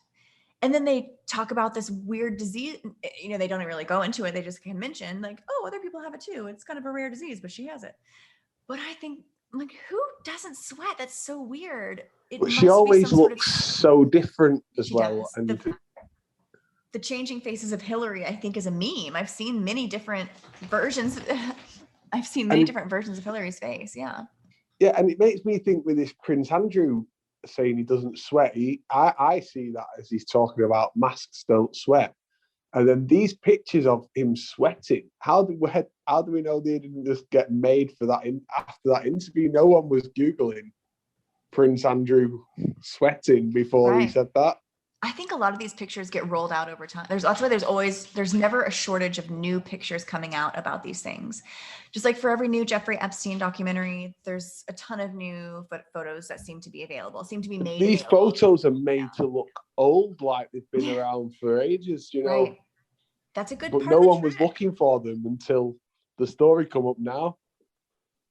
I think that's a really smart part of the trick. Yeah. Yeah, so like the Prince Andrew sweating, I think that was all made after he said, I'm sweating, for the people who were I don't sweat, should I say, for the people who were then searching it. I don't think he even exists. Prince Andrew, yeah. Same. Yeah. Just an actor. I think that's kind of what we're getting at. Like the reason he doesn't sweat is because he's an actor who's wearing a silicone suit, and you don't sweat through the suit. It seems like a little truth in plain sight, right? He literally said on a global broadcast, it was a 60 Minutes piece, right? Anyway, he literally said that he doesn't sweat. That was his out he was like, there's no way this photograph could be me because I don't sweat. And he also said the photograph wasn't real as well. Yes, he said the photograph wasn't real. And he also said something very declarative about how he doesn't even really know Jeffrey Epstein or something. Made it seem something like that, which is true. That you can't know Jeffrey Epstein. Yeah, and then they made that big thing about him walking in the park with the photo, and Yes. it was more about who took the photo. It's all, and they kind of how did they know to be there and just snap the photo? Yeah, they sold it as Epstein had set him up and all this, but it makes Epstein real, doesn't it? Yeah. It's all designed to make Epstein seem way more powerful and connected and important. And same with Ghislaine Maxwell. You know, we still haven't got a mugshot from her. She's been in prison for how many months? We still don't have a mugshot. We still have no quote unquote proof of life. You know, in her famous photo, she kept coming. She's now with Elon Musk in a photo with Elon Musk. She was at the Chelsea Clinton's wedding, just kind of her head like peeking out. She's in photos. You name a celeb that is in hot water or it could be taken under, and she's in some sort of posed photo with them.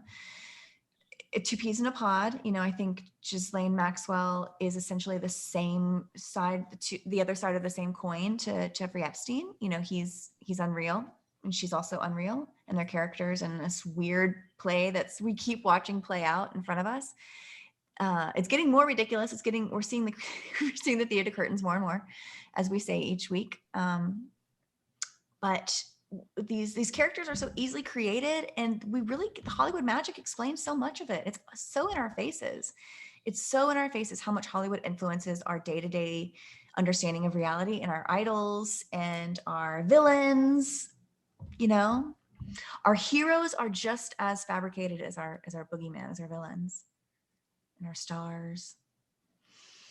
They want us looking up and out. Stars, up and out. They want us seeking up and out and away from ourselves. Kind of goes back to the whole space question, the whole space conversation. But yeah, they want us looking up and out at something much bigger than ourselves, something far away, untouchable. Our idols are kind of that. Our Hollywood idols are stars. They rotate, we orbit, them in a sense. But they influence our everyday life. And if they're manufactured, if they're fabricated, if they're false light being projected onto us, that's significant and that's worthy of, we're not just like picking apart Tom Cruise and Tom Hanks and all the Toms. We're not just doing this because we have a vendetta out for them, but it is something very important. These people shape our lives. These people shape our media landscape. And so that's another thing as well that I noticed with Tom Hanks, just reminded me of it, is with the number 22. Is the Boulder shooting, and it was a Muslim, and it was the number on the 22nd again. I'm so glad you brought that up. And remind me the connection with Tom Hanks. Tom Hanks stopped tweeting on the 22nd, right? He stopped. 22nd of May. Okay. Was the last time he tweeted, but that 22nd of May is significant to us in the UK for the Ariana Grande bomb attack, and which was an Islamic attack, 22. And then also for the Lee Rigby. That's remembered over here on the same day really well, and that was the 22nd of May as well. Wow. And then the last date Tom Hanks tweeted is the 22nd of May. Yep. And all the anything like I've sent to you, answer anything to do with kind of Islamic attacks or anything, the number 22 pops up every time. Yeah, I had to check for myself, but all you have to do is Google Islamic 22 or Muslim 22 and go to the news section. Look on the news articles, and you will see that basically every story that involves any sort of Muslim assailant or Muslim bent to who's responsible or behind it, every story has a 22 embedded into it, whether it's on the date 5/22, 3/22, which is the date of the Boulder attack with a Muslim assailant. There's a lot going on with the story. There's a lot going on with the Boulder story, but I think one of the most significant things is that it happened on the 22nd. And Rambo, you have done a really excellent job at illuminating, at least for me, that that date is 100% tethered to some sort of, if a Muslim event happens, it's related to the 22nd. They go hand in hand, or it's related to something within the story that has 22. The number 22 is, you need it within these stories. It's very strange. When did you first discover that? Through the Manchester Arena bomb, really, and Oh, yeah. just like, I remember seeing something pop up about that it was Lee Rigby the same date, and then I started to look. I thought the bomber was 22 people died. It was at 22:33. Lee Rigby's was 22nd of May, 2:20. His girlfriend 22. It's just, it all just started making sense from that there. And then I'd go back and I was typing in them myself, like Islamic attack 22, and just loads come up. And then on Twitter, someone sent me like a meme of all the 22 Muslim attacks, you know, and it's there. It's every time. Wow. One of those things, you know, we've seen 33 everywhere. We talk about the purples. Purples are everywhere. These things are embedded. It's like a pre-scripted. It seems pre-scripted. You know, we talk about script being, it's like automatic pre-scripted. Yeah. We see it on screen. Like I said it the other day, we see like 33 on screen, but it's not just on screen where I'm seeing a 33. I see 33 everywhere I go now. Yeah. Yeah. Even when, especially when it's like 3:33 o'clock. No. Yeah, and 33 likes. And and people have been really doing that a lot lately, showing us when our likes are on 33. And Murph, you had 33,000.3 tweets or something ridiculous like that. You hit the 33.3 pretty hard recently. Yeah, it hit me over the head. At least maybe 4 or 5 times a day, I'll get the 33 or 330 or something like that, and it's, you know. You know, it's good to check. It's good to have tethers like that. Little in the movie Inception, they kept having to have these little check-ins with reality. You know, you had your little thing that made you check in the moment and be like really present in the here and now and figure out if you were a dream or if you were in the waking world. Are we recognizing these numbers, or is it like a code that we're seeing? You know, like awareness makes the world change for sure. You know, but what makes you turn your head to your kitchen oven, you know, clock at 3 o'clock, you know, like what made you turn your head at that moment, or what made you look at your phone right at that moment when it's that number, when you weren't looking at your phone for the past 10 minutes prior, you know? I don't know. It does seem like a pull, like an energetic pull somehow. Like, and I have said before that once you learn the language of the universe, once you begin to recognize the language of symbols and begin to come onto awareness of the language of the universe, which is frequency and sound and color and light, all of these things are part of language in addition to the words and spelling. But once you speak the language of the universe will speak back to you. The universe will talk to you. And so sometimes I think that that's what those numbers are. When you see 33 everywhere, or whatever your number is, some people it's 88. 888 000, whatever. Some people, everybody has their own unique thing. 11, you know, 11. I have my own significant number. But, I think somebody wrote to me one day and said, "I keep on seeing 34. What does that mean?" I said, you're 1 minute late, man.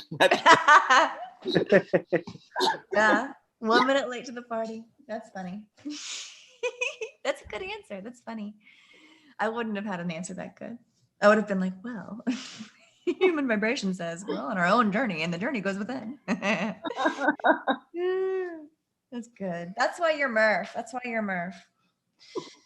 good. What do we think? What's going to happen this week? What do we think of the implications? I mean, the boat, what's going to happen with the boat? The stuck boat. I think that's going to be on our radar this week. And they're talking about toilet paper being in short supply. I think we're going to see oil prices potentially rise. I think we're going to see some weird fallout from the stuck boat, you know? Maybe it'll be something with the vaccine. Maybe all the vaccines got stuck on the boat, you know? The vaccines are melting right now and they're not going to work. There's no way the refrigeration point can withstand this stuck boat. The nanobots are getting sunburned. The nanobots are getting sunburned. Oh my gosh. Yeah. That's I wouldn't be surprised if there's even if it's not just the vaccine itself, it's all these delivery systems. Think about the needles. Think about the IV. Think about the tubing. Think about the syringes, all the plastics. Anything can be disrupted by this, you know, by this potential supply snafu, this supply chain snafu. They're already saying that we're going to be missing out on toilet paper. They're already putting that in our brain. How weird is that? Wasn't it the week prior that people, I mean, people were asking me if I was getting DMs actually as to whether or not I thought the conflict, the rhetoric between Russia and the U.S. was real, and whether or not it was going to be some kind of altercation between Russia and the United States. And I didn't even know what the guy was talking about. Wasn't it something about Putin saying that Biden looked weak? Yes. There was some implication about Biden looking weak. He called him a murderer and he said, takes one to know Takes one to know one. Yeah. But then they make it out like all these world leaders are against each other in a way. But they all agree on the same fake virus and the same fake vaccine. So that shows they're all together. They're all in on the joke. And they're all in on the same fake nuclear agreements. And then over in North Korea, you've got just some other guy. Yeah. Kim with, with the red button on his lap, just firing rockets into the sky, supposedly. Oh, yeah. You're so right. You're so right. Everything that we know about North Korea is hinging on this idea that they have this ruler who is at any moment capable of annihilating the entirety of the world, specifically the U.S. He can't feed his people, but he's going to destroy the world, right? He can't feed his people, but he can. But he absolutely has the capability to destroy the world. That's the story. That's the story. I wonder if anybody lives in North Korea. That's my wonder. That is what I don't believe so. No. I'm there. At one point, there was just Korea, and then there was a war, and the North and South were divided, and there was an area between the demilitarized zone, and you couldn't go between. If you were in, and everybody got evacuated to South Korea. So I wonder if anybody actually stayed in North Korea. And there's always stories about family members that got left behind and long lost this and long lost that, and neighbors that got left behind and whatever.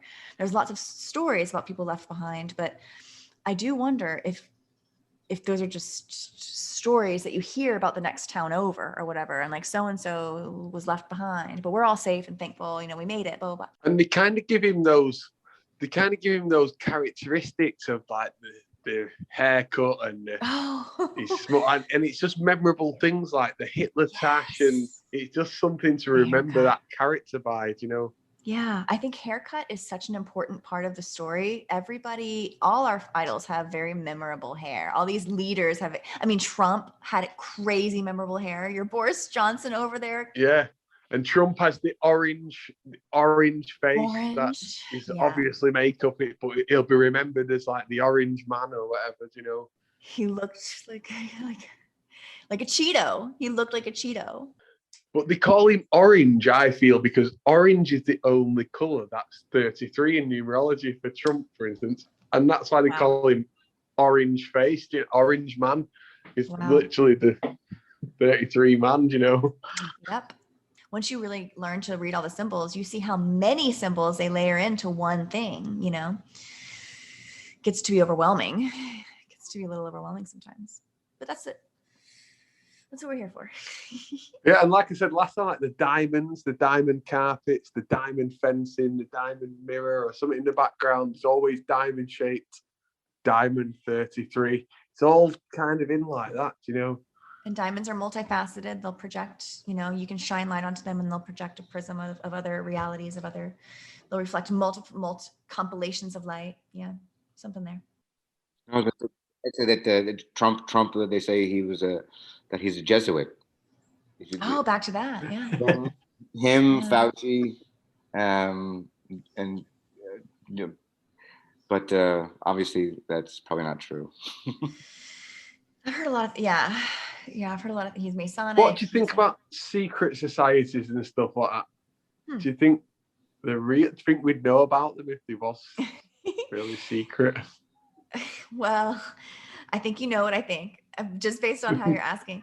I think that everything that we could experience on the low level and everything that we could learn from just researching ourselves, I think all of that is a fabrication. Yeah, and how they kind of make out like there's loads of them, and it's all just, for me, it's just all a distraction, really. I think it's a distraction, and they do appear to be real, and they do have real people that join, and all the stuff that you can experience on the lower level. I do think that it's real. I think that you can become a member of your local Masonic lodge. I think that's real. But I don't think that there's any connection to the big F Freemasons, or the big G, like what we are told about the Masons running the world and being behind all these major things. I don't think that that's what's going on at these Masonic lodges. These symbols and stuff are created, I believe, for those societies. So we believe it's those societies using those symbols. Yeah, to even make the societies seem more legit, and I think everything is pageantry. The societies have all these ritualistic initiation things. It does make it real, even though it's all ceremonial, in my opinion, on the low, on what we're able to experience for us as the public. Well, I mean, it's interesting. You see all of the world leaders who do the triangular pose with the hands, right? From the They all do. Yeah, they all do. I'm picturing Angela Merkel. She's always, oh, remember when she was shaking like a leaf? Remember when she wouldn't stop shaking? That was weird. That was about a year ago. Anyway. She's Hitler's daughter, by the way, remember? I know. Sure looks like it. Talk about templates. Sure Yeah, looks like it. It actually does. Sure looks like it. I'm not joking. You line them up side by side. She is Hitler's offspring. And Trudeau looks like Castro. Trudeau, template, an absolute template. And at a time in my life, I believed that was a blood relative. But now I just think they're these characters that are shaped to look like each other.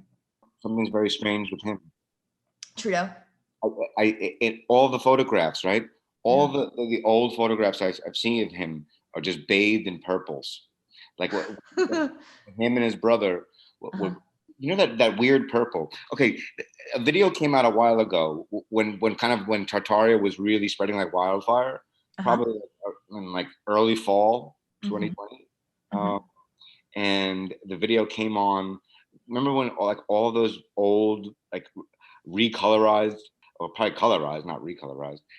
They said they were colorized films from early, the first decade of the 1900s, and you made the comment. You said, all I see is all this purple. But everybody else was just like, oh my, it's so beautiful, I'm crying. Yeah. Right? I can't believe our world looked like this in the 1800s. The past is so magical. That purple is in all of these videos, all of them. And it has all the clothes has this purplish hue to it, right? And I noticed when I saw photographs of Justin Trudeau and his brothers dressed up in their little upper class boarding school outfits, they had the purple pants, those the gray flannel Brooks Brothers kids, whatever, that kind of thing. But it had that purple hue. Yeah, and you can tell it was probably maybe trying to be blue, and it was very displaying as purple. And then everybody who's looking at that will go, oh, it's blue. I don't know why it looks purple, but it's definitely blue. There's no way he's wearing purple pants. Purple. Nobody sees the purple. You just don't see the purple until you're aware of it. And then once you're aware of it, the whole world is purple. You're saying that the people who don't see it, right? Because one of our big things that we always talk about is is this a new thing, or was this always there and we're just aware of it now, so we see it all? It's the same thing with the numbers, same thing with the colors, the same thing with all the fake stuff. Everything's been fake since the beginning of time, and yet we just discovered it, really, right? But it's not like we're even discovered anything. It's more we just woke up, for lack of a better phrase. But I mean, if what you said is the people who don't see it, so is it placed there for us the small little smithereen, like a sliver of people, or is a place there, is it really deception in the fact that, because if the majority of people can't even see it, then the purpose really can't be deception, because the people don't even see it. Good question. Excellent question. I think it's a double-edged sword. It cuts both ways.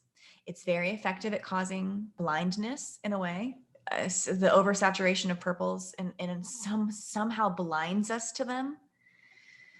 But then there's always the chance that on the other side, the finer side of the blade, but the other side of the blade, that it's going to affect a very small portion, but it's going to be sharper and more significant. Because we're hyper awake. We're not just dulled into sleep. We are now like in a hyper awareness state. It's almost like it backfired on us. So the double-edged sword of kind of this cradle to grave deception for humanity is, in general, a sleeping public. But once the awake ones start to come online, I feel like that there's a significant shift, a significant energy. It's more powerful. It's more powerful than the asleep, than like the masses of asleep. Like the small amount of people that are coming online is almost energetically more powerful than the level of asleep that exists, which may be what's needed to take down the whole dang thing. Maybe if just enough people come online, when I say come online, I mean, come aware to the deception that's all around, and kind of the spell can be broken once it no longer has an effect on you. Once you can watch the news and see that the whole screen is purple and they're talking about the death rates of COVID, you go, next, it no longer scares you, and you kind of have a new superpower and awareness and an awake feeling that lifts you. It almost lifts you above the noise. It's almost like an out of body experience, and I had one yesterday where I took out my phone, probably at a 33, right, and just flipped through it and went to the new. I think it was in the news section, or I think I was just in my feed. Like I went out of my notifications, and I have a thing where I have to follow people who follow me. I don't know, and it's awful because when I go on my feed, I just have crazy stuff from people who didn't mean to follow me. They just follow me. Like I think a lot of people just are there and they just follow people. They don't actually interact on a regular basis and on Twitter or whatever. And I was looking through the feed, and it was like every story, it just looked like a tab, it looked like a pastiche, where nothing, like absolutely nothing was real. Nothing was real, and all like characters, like lovable characters. Even Bill Gates appeared like an entertaining character, because I only see him as a comic. I only see the comic side of him, And he does have a funny shape, and he's always waving his hands around. And I thought of it as like, we're all, including us, we have our avatars, we have our names, we have whatever, I mean, I don't know. Are we all jesters in this court, in this theater? As much as we think that we're in the audience watching the stage play roll out, and we can see the theater curtains, finding our voice and finding our place. I really do think we're disrupting something. I think that we are in the process of disrupting something. But does it really any of it matter? Like that's when are we in simulation theory and none of this matters, and we're all just in a computer matrix and blah blah blah. I don't know.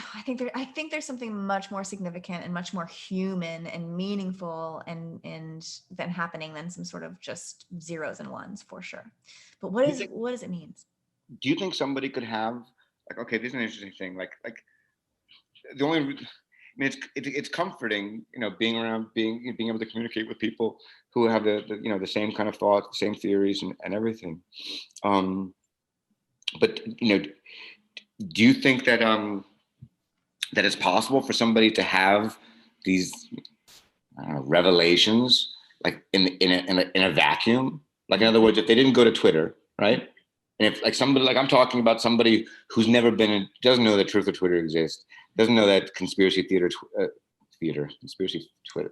I love that you call it that, because it's pretty true. Conspiracy theater Twitter. Yeah, all of these things exist, and could they, like, basically, I wouldn't be thinking these things if I hadn't come across your account. I'm not saying that to kiss your ass. I'm saying it because it's true. Yeah. Because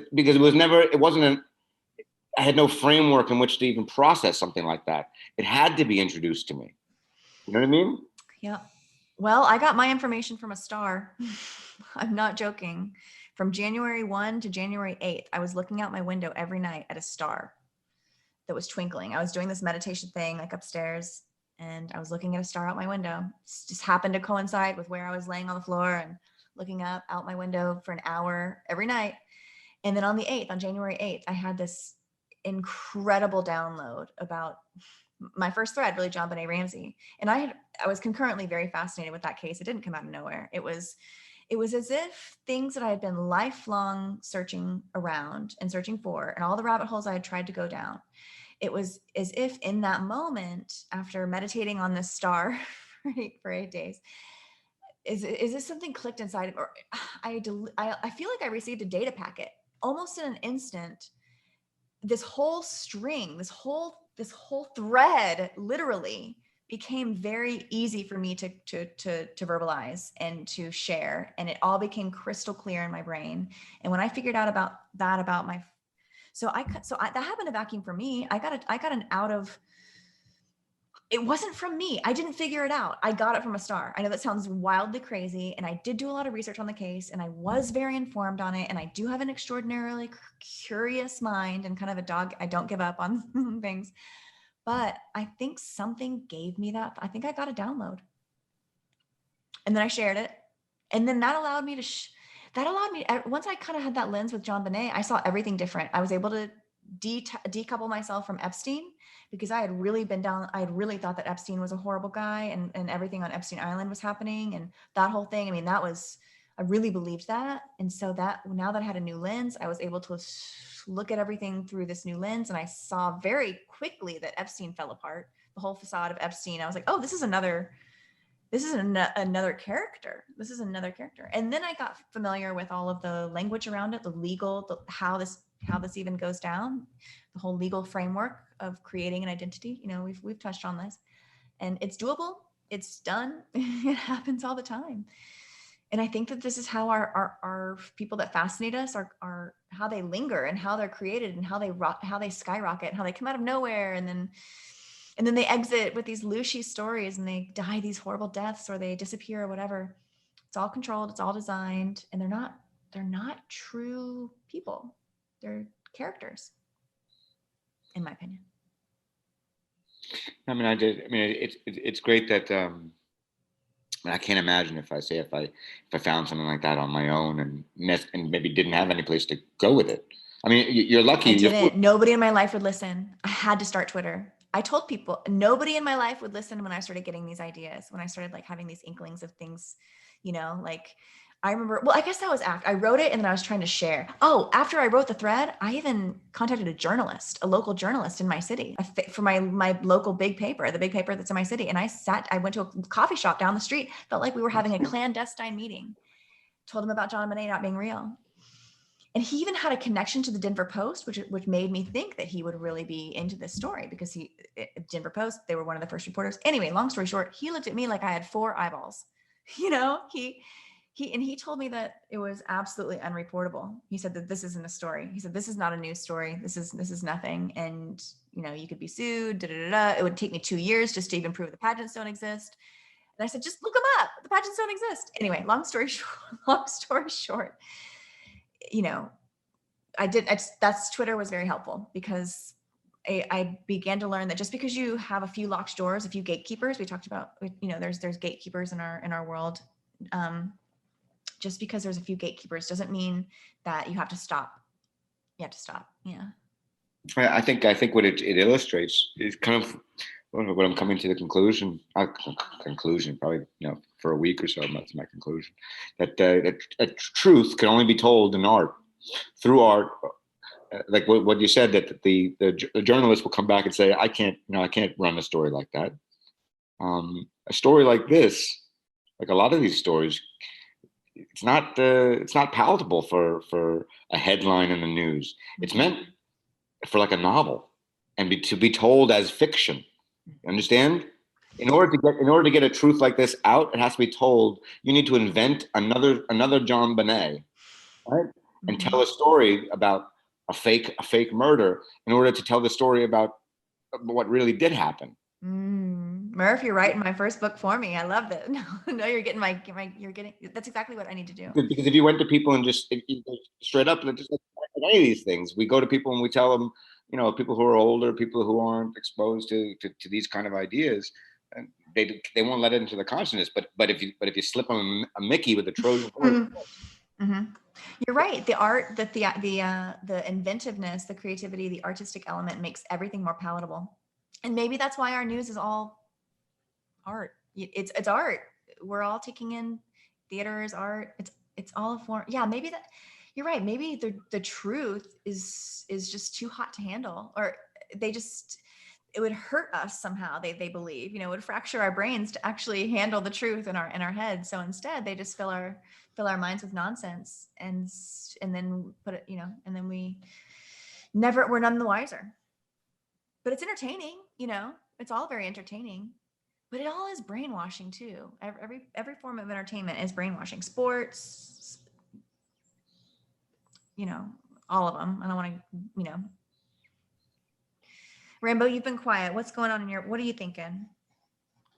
No, I'm thinking myself why I joined Twitter, and it was more like for the Pizzagate kind of thing and do a bit of trolling on Tom Hanks and stuff, and then it's like fell into this. Yeah. Fell into where we're at now. I know, we kind of created a fun little group, a fun little crew. I just got a DM from a guy who's proposing to make T-shirts with Murph on the T-shirts and coffee cups. That's a great idea. Murph merch. You totally should. What would It's actually it's a legitimate follower. It's not some weird spammy thing. I'd buy that coffee cup.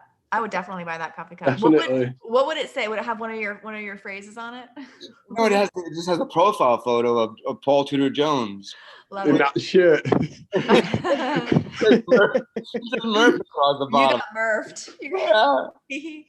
I love it. I think that's great. I seen someone the other week post your picture, didn't he? And he said he's got a pink tie on us. Oh, that's right. Your profile picture he is wearing a pink tie, isn't he?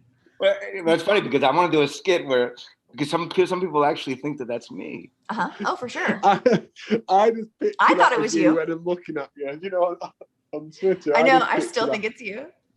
Yeah. I picture Paul Tudor Jones his side hustle. His side hustle, when the markets close in Asia, he goes on Twitter and tries to decode all the psyops. It's like, is Tataria real? Or the mud floods just to muddy the waters? Yeah. And Rambo, I picture you as a lion. Yeah, a lion with purple eyes. Yeah, with purple eyes. Oh, and were your purple eyes an addition? Did you always have the purple eyes, or did you do that later? No, I'd done that later. I used to have something else, but I used to have a star, and I was getting all messages why have you got the 5-pointed star as your picture, Yeah, that's funny. So I thought I'd make it more purple eyes, really. Realize. Realize. That's right. Real Eyes Radio. This was a really fun one, guys. I think this is episode 4. Gotta make sure you guys drink every episode. There you go. Yeah. Yeah, get them Tiskies in for next week. Those Tiskies and those whiskeys. Yeah, for sure. This was, you guys are, this really is the best part of my week. We kind of play around in the sandbox during the week, we kind of share things back and forth. What do you think of this? What do you think of that? And then we get to talk about it. It's fun. It's a fun way to kind of unwind from all the stuff that we've been collecting and thinking about throughout the week. Yeah, and you can't get it out on Twitter sometimes exactly how you want to say it, can you? Right. It all sounds so serious on Twitter. It's all so serious, but when you actually get to say it, nobody seems to have a laugh at a joke. Sometimes I'll tweet things thinking people understand I'm having a bit of a joke, and they don't. I'm purposefully very serious on Twitter, trying to do a little bit more humor these days, but I think there is something. If people can't take. You had a good one with the Ben Stiller joke. Oh, yeah. People really liked that one. Like Ben Stiller. I'll stand by it. Actually, I don't even think that he's attractive, but now that I've had to research it to back myself up in this thing that I said, I'm like, oh, Oh. Is a bit of all right. There's this one where he's like in Zoolander and he's wearing this plumber outfit or something, and he's going down he's like on the runway and he's like got his hammer and anyway, obviously I've researched this and I think I've changed my tune. I think he's kind of a hunk. Oh. This is fun though. This is really fun. Yeah, and we'll have to see what this week brings again. Rambo, what is it? What is it, Rambo? We'll have to what? We'll have to see what this week brings again. Yeah, What we will. psyops are going to come this week? You know there will be. Yeah, definitely. I think definitely. Okay. Well, have a great night, guys. It was great talking to you. Not Yeah, you everybody. too. Good night. Okay.